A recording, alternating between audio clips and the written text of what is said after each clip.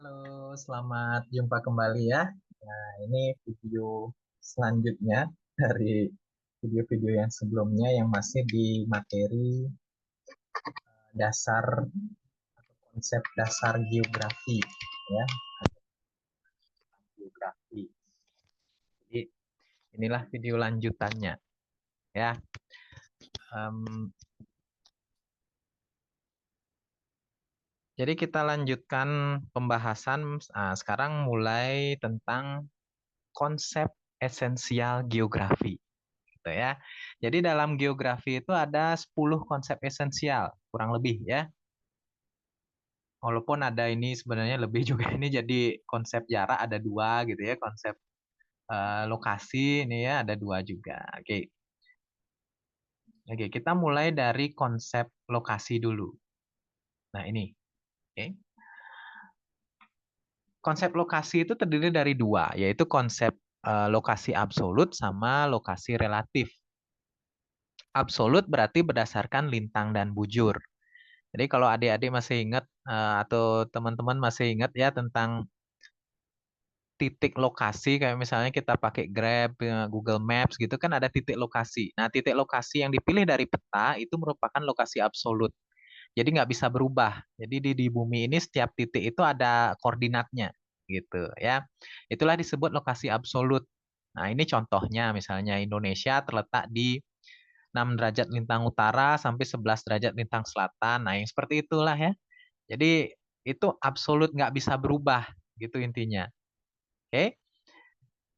Kecuali nanti ada bumi bulat, bumi donat, bumi kotak. Nah, itu beda lagi mungkin koordinatnya. Oke? Nah, lalu ada lokasi relatif. Nah, kenapa disebut relatif? Ya karena dia relatif. Relatif artinya mudah berubah gitu ya. Contohnya di sini misalnya. Rumah saya berada di Jalan Rawabebek nomor 3 di sebelah selatan kuburan gitu misalnya. Nah, kira-kira jalan rawa bebek ini bisa berubah nggak di kemudian hari? Ya bisa, tergantung manusianya kan gitu. Rawa bebek bisa aja nanti diubah jadi rawa itik atau ditukar gitu namanya misalnya. Terus nomor rumah juga bisa berubah kan? Atau tempat tinggal seseorang juga bisa berubah-ubah gitu.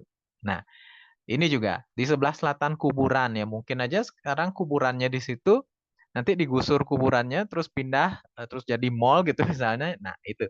Jadi relatif lokasi relatif gitu. Menyesuaikan dengan kondisi di muka bumi. Nah, contoh lain misalnya sekolah saya bersebelahan dengan Indomaret gitu misalnya. Nah, itu.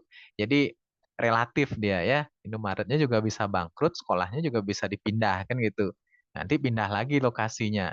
Nah, itu relatif. Oke. Selanjutnya, nah ini ada konsep jarak. Ada jarak ini juga ada dua gitu ya. Ada jarak absolut sama jarak relatif. Nah, kalau yang absolut itu kita pakai peta juga.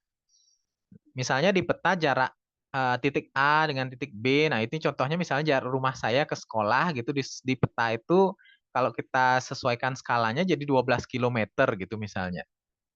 Nah, ini kan di peta, berarti dia absolut.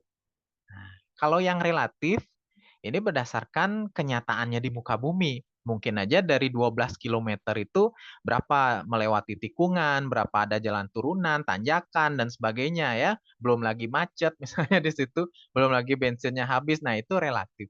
Makanya kalau jarak relatif itu memang identik dengan eh, misalnya contohnya ini, saya ke sekolah memerlukan waktu 30 menit dengan biaya bahan bakar 10.000. Nah, ini seorang misalnya. Yang lain misalnya bisa lebih cepat kan? Kalau dia ngebut bisa 15 menit gitu misalnya. Atau yang lebih lambat lagi bisa 60 menit gitu misalnya. Nah, itu namanya relatif dari segi jarak gitu ya. Selanjutnya, nah ini ada konsep berikutnya adalah konsep keterjangkauan. Namanya aja udah keterjangkauan gitu ya. Jadi terjangkau, apakah tempat ini terjangkau atau tidak. Jadi perspektifnya tetap ke ruangan ya. Bagaimana kita menjangkau suatu daerah. Apakah mudah, apakah sulit. Jadi mudah sulitnya menjangkau daerah itu tergantung jarak dan karakter wilayahnya.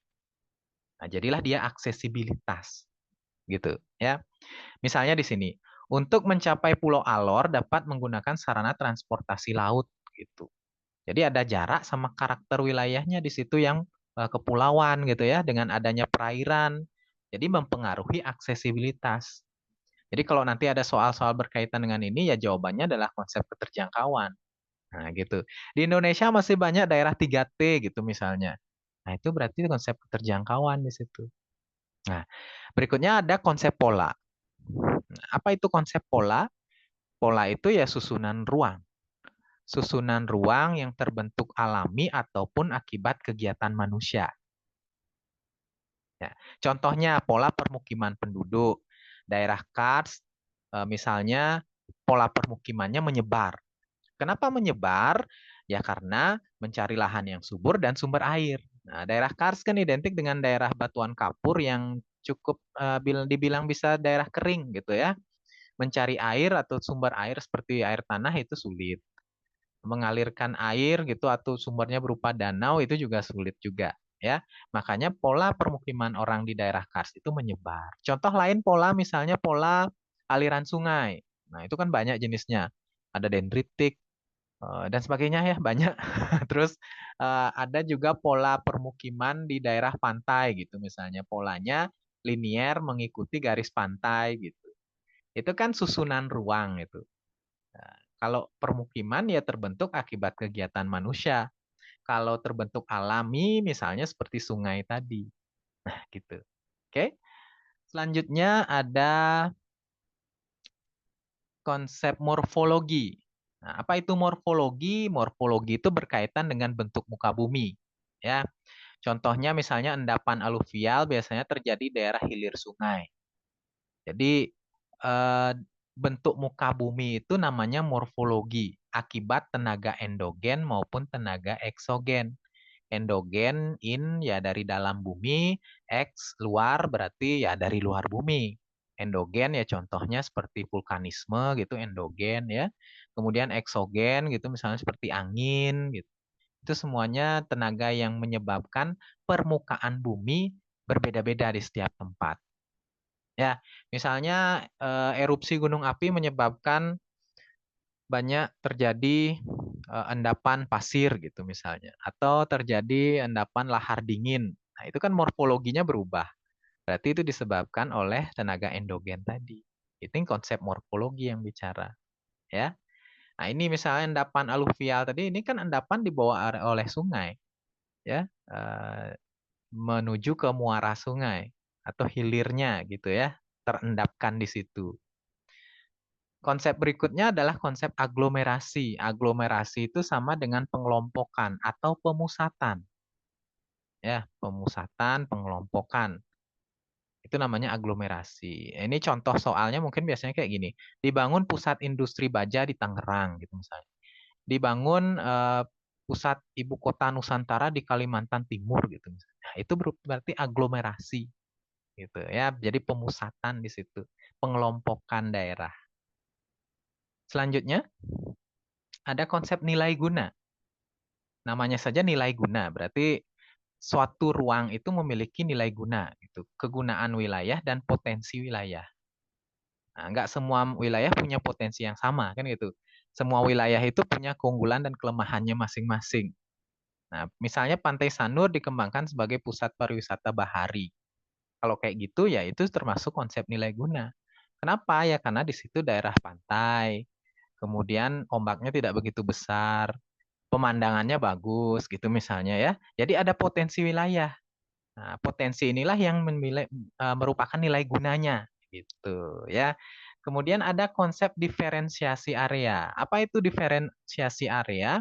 Ya perbedaan-perbedaan potensi wilayah yang memicu terjadinya interaksi. Nah, ini kelanjutan sebenarnya dari nilai guna ya.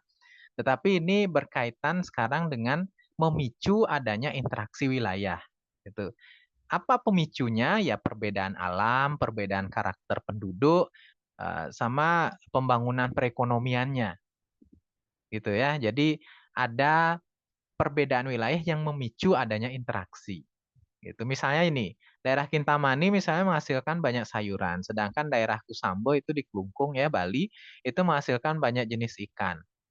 Nah, ini mereka akan memiliki potensinya masing-masing yang memicu nanti adanya interaksi wilayah. Misalnya dengan menukar produk-produk yang unggulan masing-masing daerah itu.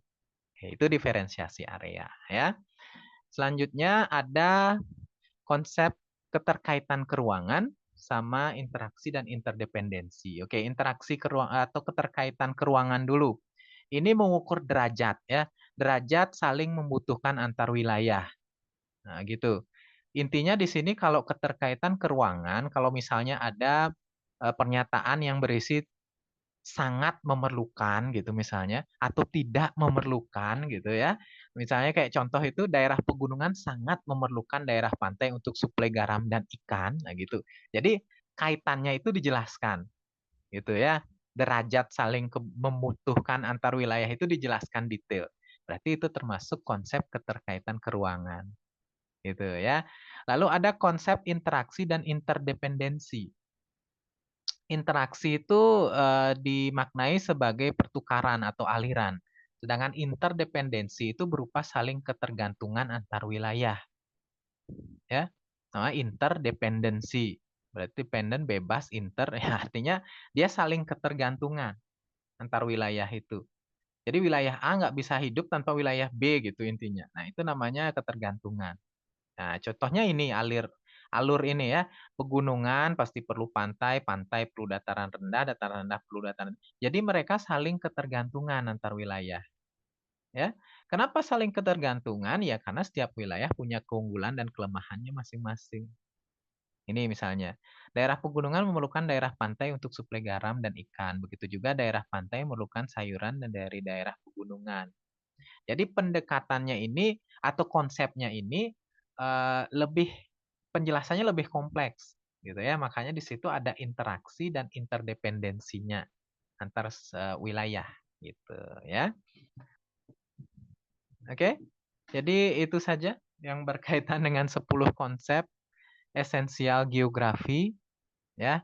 Kalaupun ada pertanyaan-pertanyaan atau mungkin saya ada salah menyebutkan gitu ya, silahkan kita bisa berdiskusi di kolom komentar. Oke, sampai jumpa di video selanjutnya and selamat belajar ya.